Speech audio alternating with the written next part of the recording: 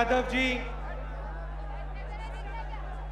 विजयलक्ष्मी साधो जी, सचिन यादव जी, जुमा सोलंकी जी, कांग्रेस पार्टी के हमारे सब कार्यकर्ता,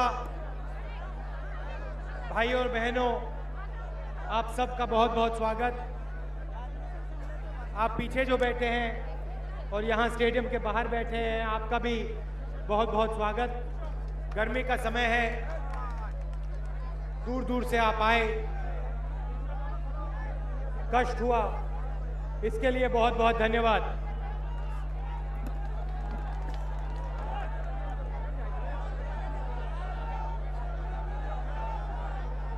आपके सामने अब चुनाव आ रहा है। कुछ ही दिनों में हिंदुस्तान की सरकार चुनी जाएगी। विचारधाराओं की टक्कर है। एक तरफ कांग्रेस पार्टी है। कांग्रेस पार्टी एक हिंदुस्तान चाहती है,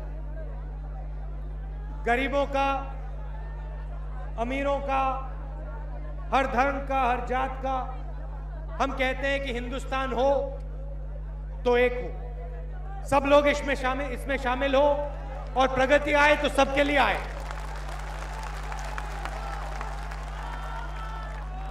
और दूसरी तरफ इंडिया शाइनिंग के लोग दो हिंदुस्तान चाहते हैं। एक हिंदुस्तान, चमकता हुआ हिंदुस्तान, अमीर लोगों का, चुने हुए बिजनेसमैन का हिंदुस्तान, गाड़ियों का, हवाई जहाजों का हिंदुस्तान। और दूसरा हिंदुस्तान गरीबों का हिंदुस्तान, कमजोर लोगों का, दलितों का, आदिवासियों का।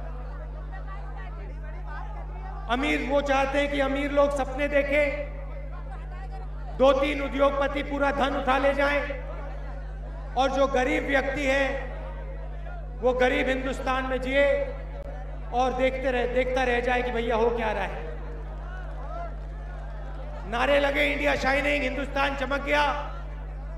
गरीब व्यक्ति अपने आप से पूछे भैया ये किसका हिंदुस्तान है, किसका हिंदुस्तान चमक रहा है। ऐसा हिंदुस्तान ये चाहते हैं। सिर्फ दो हिंदुस्तान नहीं चाहते ये।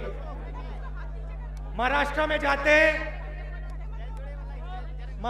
जाते हैं, यूपी और बिहार के लोगों को पीटते हैं, वहां से भगाते हैं। कर्नाटक में जाते हैं, महिलाओं को मारते हैं। गुजरात में सिख किसानों को निकालते हैं, मार के भगाते हैं। तो इनकी राजनीति तोड़ने की राजनीति है, एक को दूसरे से लड़ाने की राजनीति है, क्रोध की, गुस्से की राजनीति है। हमारी राजनीति भाईचारे की है, प्यार की है, एक व्यक्ति को दूसरे व्यक्ति से मिलाने की। अब देखिए, भाषण देखिए, मेरे आप भाषण सुन लीजिए, सोनिया जी के सुन लीजिए, प्रधानमंत्री जी के सुन लीजिए, अरुण यादव जी के सुन लीजिए। गुस्सा आपको नहीं सुनाई देगा, क्रोध नहीं सुनाई देगा, और बात होगी तो तमीज से बात होगी। किसी को हम उल्टा सीधा नहीं कहते हैं, किसी को गाली नहीं मारते, बदतमीजी से हम बात नहीं करेंगे। विपक्ष के बारे में भी बोलना है तो तमीज से हम बोलते हैं। ये कांग्रेस पार्टी की सोच है, ये हमारी राजनीति। पिछले 10 सालों में हमने 15 करोड़ लोगों को गरीबी से निकाला है। कैसे निकाला? रोजगार का अधिकार दिया, भोजन का अधिकार दिया, शिक्षा का अधिकार दिया। पहले क्या होता था? गरीब लोगों को रोजगार नहीं मिलता था। जहां भी देखो गरीब लोग बेरोजगार थे, काम नहीं था। आप हमारे पास आए, मजदूर आए, और आपने कहा देखिए काम कीजिए, इंफ्रास्ट्रक्चर बनाना है, अलग अलग चीजें गांव में बनानी है, आप हमें रोजगार दीजिए, 100 दिन का रोजगार दीजिए, हम बनाएंगे आपके लिए। हम अपना खून अपना पसीना देंगे, हिंदुस्तान को खड़ा करने के लिए हम अपना खून पसीना देंगे। आप 100 दिन का रोजगार गारंटी करके हमें दीजिए। रोजगार योजना हम लाए, और जो गांव है, गांव बदल गया। मजदूर के पास पैसा आया, रोजगार आया, इज्जत आई। भोजन का अधिकार, बड़े लोग पेट भर खाना खाते हैं। गरीब जो हमारा मजदूर है, जो किसान है, ये जो हमारी माताएं बैठी हैं, इनके बच्चे रात को भूखे सोते हैं। हमने कहा कि देखिए, अगर हिंदुस्तान में प्रगति आई है, विकास हुआ है, पैसा बना है, तो इस देश में किसी को भूखा नहीं सोना चाहिए। और हमने गारंटी करके, हर गरीब व्यक्ति को गारंटी करके हमने भोजन दिया। किसी एक जात को नहीं, किसी एक धर्म को नहीं, सबको। अगर आप गरीब हो, हिंदुस्तानी हो, कहीं भी रहते हो, गारंटी करके हम आपको भोजन देते हैं।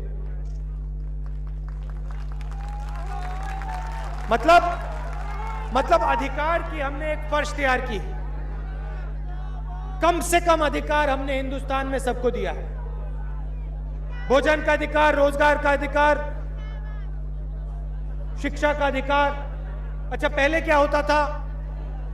भ्रष्टाचार होता था, किसी को मालूम नहीं पड़ता था। हम आरटीआई लाए, सूचना का अधिकार लाए। हमने कहा देखिए, जो भी सवाल आप अपनी सरकार के बारे में पूछना चाहते हो, प्रधानमंत्री के बारे में, चीफ मिनिस्टर के बारे में, मंत्री के बारे में, एमपी के बारे में, एमएलए के बारे में, ब्यूरोक्रेट के बारे में, अफसर के बारे में आप पूछो। कानून बनाया, जो भी आप पूछना चाहते हो आप पूछो, जवाब आपको मिलना ही पड़ेगा। आरटीआई लागू किया, और जो पहले बंद कमरों में भ्रष्टाचार होता था, वो धड़ाक से बाहर आ गया। सबको पता लगा कि भ्रष्टाचार कहां हो रहा है, और लोग जेल में गए। यह अधिकार हमने दिया। तो अधिकार की हमने एक फर्श तैयार की। किसान आए हमारे पास, किसानों ने कहा देखिए, उद्योगपतियों को करोड़ों रुपए का लोन मिल जाता है, हमारे लिए बैंक के दरवाजे बंद हैं, आप खोलिए। 70,000 करोड़ रुपए हमने किसान को वापस दिए। कर्जा माफी की, कहा भैया ये लो, आप काम करते हो, 70,000 करोड़ रुपए आपको दिया। यहां सोयाबीन और कपास के किसान हैं। कपास में हमने एमएसपी डबल कर दी। सोयाबीन में 3 गुना पैसा मिलता है आपको आज। तो हमारी कोशिश रहती है कि कोई भी पीछे ना रह जाए। अगर हमें लगता है कि किसान को मदद की जरूरत है, हम किसान को मदद करते हैं। और समय नहीं लगता हमें। यहां ओला गिरा था, कितना समय लगा 500 करोड़ रुपए आने का। एकदम प्रधानमंत्री जी ने साइन किया, कहो भैया भेजो पैसा। स्टेट सरकार के पास आया, आपको मिला?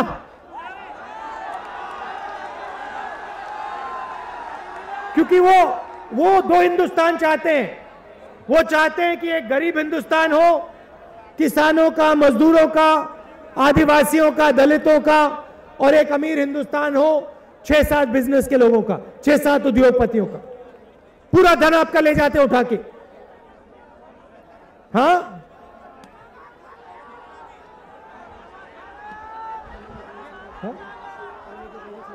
ओले के पैसे ले गए उठा के। अच्छा, एक और बात बताता हूं आपको, आपने सवाल उठाया तो मैं भी एक और सवाल उठाता हूं। ये भैया ये रोजगार की बात करते हैं। ये आपने जो व्यापम घोटाला है, इसका नाम सुना है आपने? तो बात होती है कि भैया रोजगार देंगे, ये करेंगे, वो करेंगे, और फिर व्यापम स्कैम होता है। लाखों युवाओं का नुकसान हुआ। उनके मंत्री ने कहा है, विधानसभा में कहा है, हां भैया हो गई गलती, मगर जिन्होंने काम किया वो बाहर घूम रहे हैं, उनके खिलाफ कोई कार्रवाई नहीं हुई। कब होगी कार्रवाई? भ्रष्टाचार के बारे में कहते हैं, भाषण देते हैं, मगर धड़ाधड़ भ्रष्टाचार चल रहा है। थोड़ा जोर से बोलो भैया। इनके मिनिस्टर हैं, शिक्षा के मंत्री हैं, ये बाहर घूम रहे हैं, बाकी इनके मंत्री बाहर घूम रहे हैं, कोई कार्रवाई नहीं होती। अच्छा, 6 महीने पहले हम आपके पास आए और आपसे हमने एक सवाल पूछा।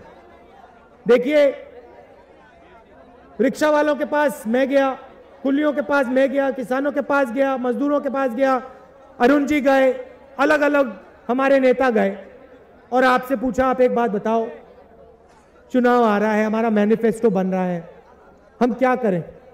आपके हम सेवक हैं, क्या चीज करनी है हमें आप बता दो, हम मैनिफेस्टो में लिख देंगे, वो हम कर देंगे। 6 महीने पे 1 सेकंड भैया, 1 सेकंड नहीं भैया, हम जड़ से किसी को नहीं मिटाते हैं, वो उनका काम है, वो हमारा काम नहीं है। हम प्यार से काम करते हैं, वो कांग्रेस पार्टी को मिटाने की बात करते हैं। तो हम आपके पास आए, 6 महीने पहले आपसे पूछा, भैया बताओ क्या करना है, आपने हमें बताया। 3 चीजें आपने कही। पहली बात आपने कही कि देखिए राहुल जी, मध्य प्रदेश में कभी गर्मी पड़ती है, जैसे अभी आज धूप निकली हुई है, सब लोग पंखा लिए हैं, गर्मी पड़ती है, कभी ओला गिरता है, कभी बारिश आती है, कभी आंधी आती है। गांव में ऐसे लोग हैं जिनके सिर के ऊपर छत नहीं, ऐसी महिलाएं हैं जिनके घर में जब बारिश आती है तो पानी गिरता है, अंदर टपकता है, आप जानती हो। कभी बच्चों को ये इस साइड सुलाती है, कभी उस साइड सुलाती है। आंधी आती है तो ऊपर से छती उड़ जाती है। तो आपने हमें कहा कि देखिए एक काम करिए, 2014 का चुनाव है, चुनाव के बाद ये जो आप 1 इंदिरा आवास भेजते हैं, 5 भेजते हैं, 10 भेजते हैं गांव में, ये आप बंद कीजिए। अब आप ऐसे कीजिए, हर हिंदुस्तान के व्यक्ति को आप गारंटी करके एक छत दीजिए।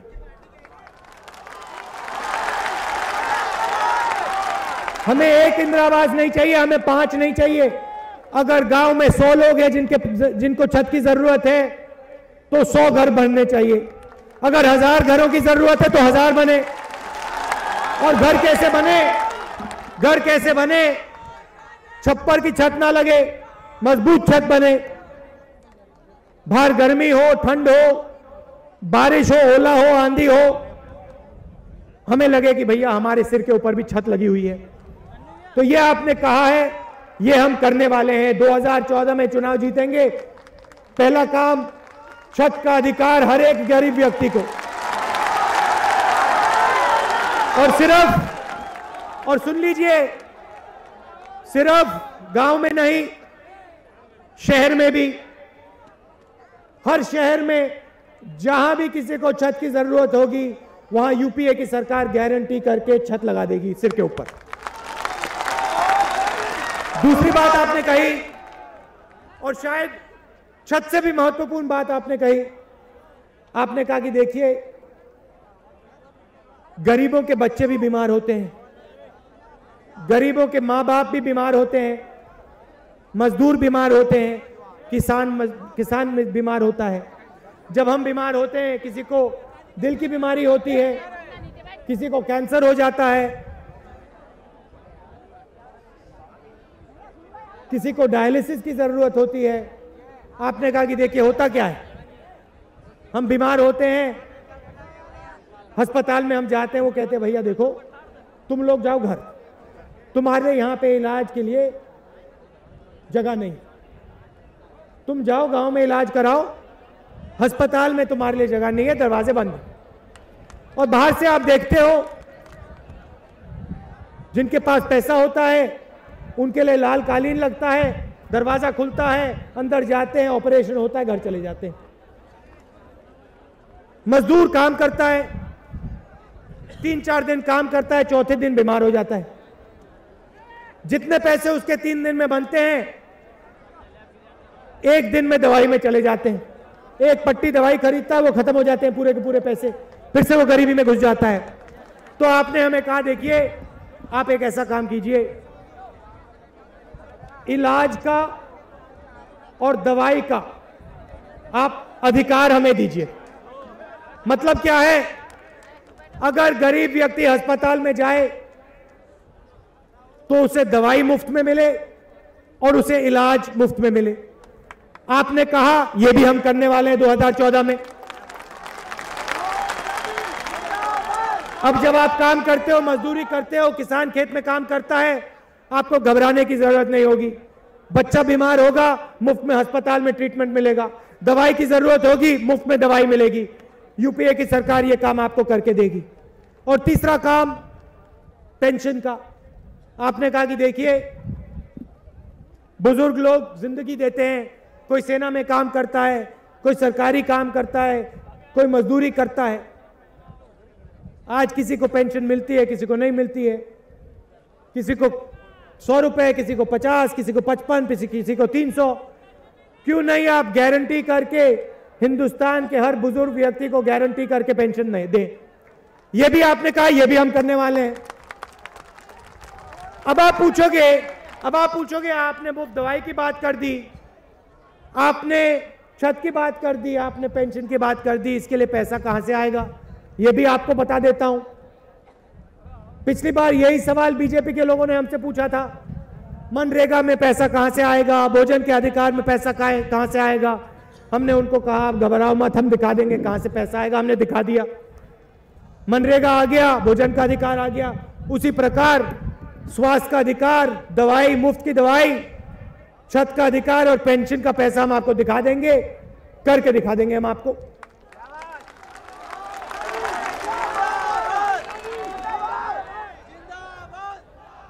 अब मैं थोड़ा बीजेपी के मॉडल के बारे में बताना चाहता हूं।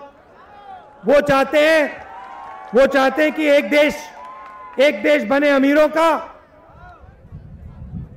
का नहीं, 5-6 उद्योगपतियों का। हाँ, इनका 5-6 उद्योगपतियों का। गुजरात मॉडल की बात करते हैं, कहते हैं भैया गुजरात को हमने बदल दिया। पहली बात, गुजरात की जनता गुजरात को सालों से बदल रही है। वो अपना पसीना देते हैं। अमूल का अगर आपने दूध पिया होगा तो आपको मालूम होगा कि गुजरात की महिलाओं ने अमूल को खड़ा किया। गुजरात के जो छोटे बिजनेसमैन हैं वो मशहूर हैं, पूरी दुनिया में मशहूर हैं। जहां भी वो जाते हैं गुजरात का, हिंदुस्तान का नाम रोशन करते हैं। हीरे का बिजनेस, टेक्सटाइल का बिजनेस जो आज बंद पड़ा हुआ है गुजरात में, इन लोगों ने गुजरात को खड़ा किया। अब एक नए व्यक्ति आए, खड़े हुए, कहते हैं भैया गुजरात अगर आगे गया तो एक व्यक्ति की देन है। जो भी गुजरात में हुआ है वो एक व्यक्ति ने किया है, उसका नाम है नरेंद्र मोदी, और किसी ने नहीं किया। और भैया अगर नरेंद्र मोदी जी और वो कहते हैं भैया एक काम करो, मुझे आप हिंदुस्तान का चौकीदार बना दो, और जो गुजरात में मैंने किया वो मैं पूरे हिंदुस्तान में कर दूंगा। तो मैंने सोचा चौकीदारी मांग रहे हैं, चाबी मांग रहे हिंदुस्तान की, तो मैं पता लगाता हूं इन्होंने गुजरात में क्या किया। तो लिखा है मेरे पास, लाया हूं मैं। सबसे पहले एक उद्योगपति को उन्होंने 45,000 एकड़ जमीन उठा के दे दी। अब आप पूछोगे भैया क्या रेट पे दिया? अरे भैया आप तो मुझसे भी होशियार निकले, आपको तो ये मालूम है। भैया 45,000 एकड़ एक व्यक्ति को 1 रुपए मीटर चाय के भाव पे।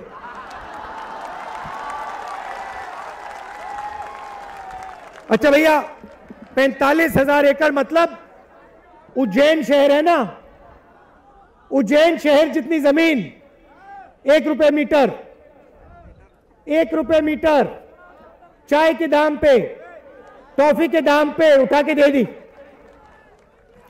ये जो बिजनेसमैन है, जब मोदी जी आए सरकार में तो इनका टर्नओवर 3,000 करोड़ रुपए का था। 10 साल में इनका टर्नओवर 40,000 करोड़ रुपए हो गया। रोजगार नहीं पैदा किया, जमीन ली 45,000 एकड़, 1 रुपए में ली, 800 रुपए में बेची। नहीं, अदानी ने बेची।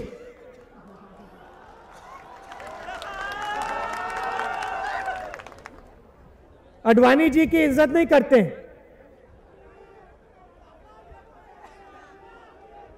मगर इनको गरीबों की जमीन देते हैं, हजारों करोड़ एकड़।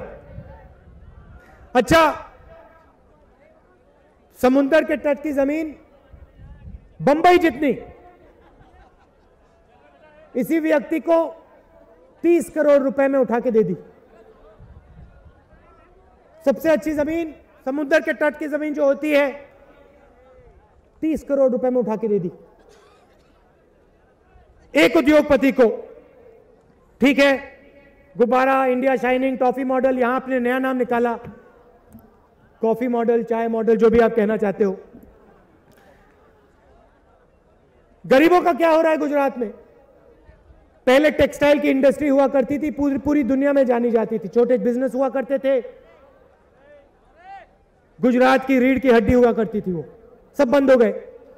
टेक्सटाइल की इंडस्ट्री गायब हो गई, मिलें बंद हो गई, मॉल खोल दिए, उद्योगपतियों को जमीन दे दी, मॉल बना दी, टेक्सटाइल की इंडस्ट्री गायब हो गई। हीरे के जो मजदूर हैं रो रहे हैं कि भैया पिसे जा रहे हैं, हम पिसे जा रहे हैं, पिसे जा रहे हैं। गरीबी रेखा गुजरात में 11 रुपए की है। अगर आपके पास 11 रुपए हैं तो आप गरीब हो, 12 रुपए हैं तो आप अमीर हो। 12 रुपए में आप अमीर हो, मगर भैया आपको 1 रुपए वाली जमीन नहीं मिलने वाली, वो सिर्फ एक व्यक्ति को मिलेगी और किसी को नहीं मिलती। वो 2 में से 1 बच्चा भूखा है, पेट में भोजन नहीं है। भ्रष्टाचार की बात होती है, भैया हम भ्रष्टाचार के खिलाफ लड़ेंगे। एक व्यक्ति को आपने 40,000 एकड़ दे दिया, 1 रुपए प्रति मीटर दे दिया, भ्रष्टाचार की वहां बात नहीं होती, एक शब्द नहीं बोलते। जाते कर्नाटक में येदियुरप्पा जी से ऐसे गले मिलते हैं, उनका भ्रष्टाचार उनको नहीं दिखाई देता।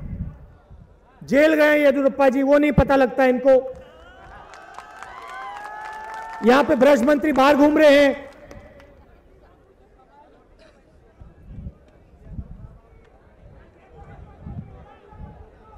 वो अभी महिलाओं के बारे में बोलूंगा, वो थोड़ा भी बोलूंगा अभी घबराओ मत।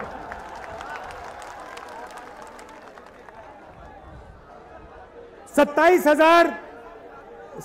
हजार गवर्नमेंट नौकरियां हैं, सरकारी नौकरियां SC ST के लिए, वो खाली पड़ी हैं गुजरात में। दलित आदिवासी के बारे में पूछा नहीं जाता। अल्पसंख्यक को तो छोड़ो, हम ट्राइबल बिल लाए, हमने आदिवासियों को पट्टा दिलवाया, लड़े आपके लिए, जंगल में जो आपका धन है उसका आपको अधिकार दिया। गुजरात में जाइए, कुछ लागू नहीं किया। वैसे के वैसे बैठे हुए हैं, आदिवासी देखते रहते हैं, अदानी साहब जहाज में उड़ते रहते हैं, जमीन हड़पते रहते हैं। इंडिया शाइनिंग, गुजरात मॉडल, ये है। नहीं, एक सेकंड,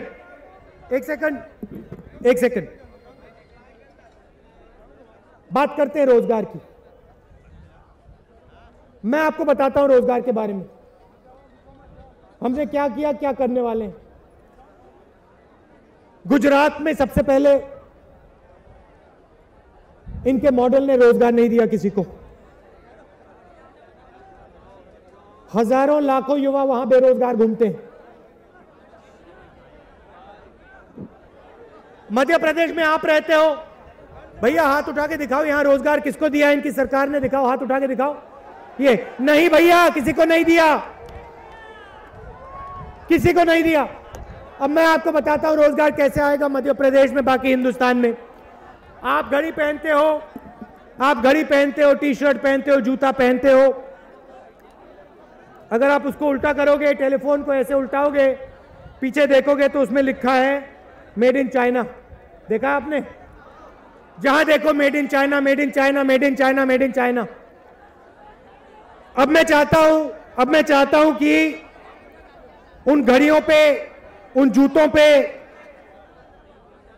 उन टी शर्ट पे मेड इन चाइना ना लिखें, हम उस पे मेड इन मध्य प्रदेश लिखें, मेड इन खांडवा लिखें, मेड इन इंडिया लिखें। अब ये होगा कैसे? ये भाषण से नहीं होगा, ये इंडिया शाइनिंग मॉडल से नहीं होगा, ये गुब्बारों से नहीं होगा। दिल्ली से लेकर मुंबई, मुंबई से लेकर बेंगलोर, बेंगलोर से लेकर चेन्नई, दिल्ली से लेकर कलकत्ता, हमने इंडस्ट्रियल कॉरिडोर तैयार किया है, सड़कें बिछाई हैं, बिजली पानी का साधन और डेडिकेटेड रेलवे लाइन, माल ढोने की रेलवे लाइन हमने तैयार की है। जापान की सरकार से हमने पार्टनरशिप की है, वो पैसा दे रहे हैं, वो मदद कर रहे हैं। हजारों उद्योगों को हम इस इंडस्ट्रियल कॉरिडोर पर जगह देंगे, मुफ्त में जगह नहीं देंगे। अदानी जी को जैसे जगह मिली वैसे नहीं देंगे। काम करने के लिए, रोजगार के लिए, फैक्ट्री लगाने के लिए हम उनको जमीन देंगे, सही दाम पे जमीन देंगे। हजारों फैक्ट्रियां लगेंगी और मध्य प्रदेश का युवा है, बाकी प्रदेशों का युवा है, वो उसको रोजगार मिलेगा, मैन्युफैक्चरिंग का रोजगार मिलेगा। और एक दिन जब आप अपनी घड़ी को देखोगे, जब आप अपने टी शर्ट को देखोगे, जूते को देखोगे, उसके पीछे आपको दिखाई देगा made in Khandwa, made in Madhya Pradesh, made in India. और आपका जो पसीना है, आपका जो काम है, वो उस घड़ी में दिखाई देगा। आपकी जो जान है वो उस घड़ी में, टी शर्ट में, जूते में दिखाई देगी। बाकी देशों में जाएगा, अमेरिका के लोग पहनेंगे, कहेंगे भैया ये तो made in India, made in Khandwa है। ऐसा हिंदुस्तान हम चाहते हैं भैया। गरीबों की शक्ति के बिना ये हिंदुस्तान नहीं बन सकता है। हम आपको रोजगार देना चाहते हैं, ये हमारी राजनीति। महिलाओं की आपने बात उठाई, मैं थोड़ा कहना चाहता हूं। ये बैठी हैं, ये हिंदुस्तान को शक्ति देती है,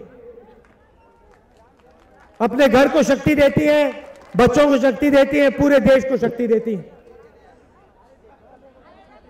कर्नाटक में इनको बीजेपी के लोग मारते हैं, पिटाई करते हैं, इनकी मॉरल पुलिसिंग कहते हैं, मारते हैं। छत्तीसगढ़ में मैं गया, 20,000 महिलाएं गायब हो गई, सरकार को मालूम नहीं कहां गई। उनके मंत्री कहते हैं, विधानसभा में कहते हैं भैया 20,000 महिलाएं गायब हो गई, हमें मालूम नहीं कहां गई। यहां मध्य प्रदेश में 20,000 पोस्टर लगता है दिल्ली में, महिलाओं को हम शक्ति देंगे, महिलाओं को हम शक्ति देंगे। मगर गुजरात में हम महिलाओं का फोन टैप करेंगे और एक महिला के पीछे, एक बेचारी महिला के पीछे पूरी प्रदेश की पुलिस हम लगाएंगे। दिल्ली में पोस्टर महिलाओं को शक्ति और गुजरात में फोन टैपिंग, सीआईडी, अलग अलग चीजें। भैया देखिए, एक बात समझिए, महिलाओं को शक्ति देने की कोई जरूरत नहीं है। महिलाओं के पास बहुत शक्ति है, सिर्फ आप महिलाओं को इज्जत दे दीजिए, बाकी सब छोड़ दीजिए, बाकी सब छोड़ दो। इनको ना आपकी मदद की जरूरत है, ना आपकी शक्ति की जरूरत है, सिर्फ थोड़ी सी इज्जत की जरूरत है। ये हिंदुस्तान को बदल देंगी।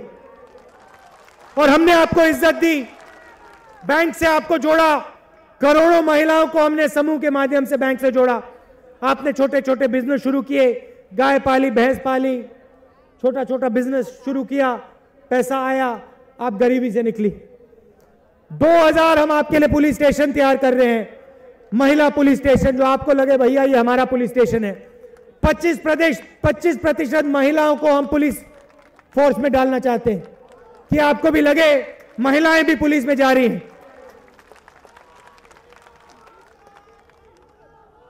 और सबसे बड़ा काम, पंचायती राज में हमने आपको 50% जगह दे दी, अब हम आपको 33% विधानसभा लोकसभा में भी देंगे। कोशिश हमने की, बीजेपी के लोगों ने रोका, पार्लियामेंट को नहीं चलने दिया। कांग्रेस की सरकार आएगी तो पहला काम, दूसरा काम नहीं, पहला काम महिलाओं का अधिकार, महिलाओं का आरक्षण, और दूसरा तीसरा काम छत का अधिकार, दवाई का अधिकार। हाँ क्या कह रहे? नहर क्या है?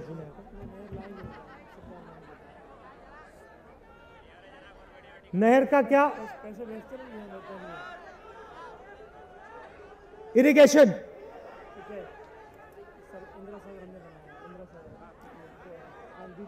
देखिए, राइट टू एजुकेशन। देखिए, आपने सही सवाल उठाया है, मैं बोलने वाला था मगर अब अभी बोल देता हूं।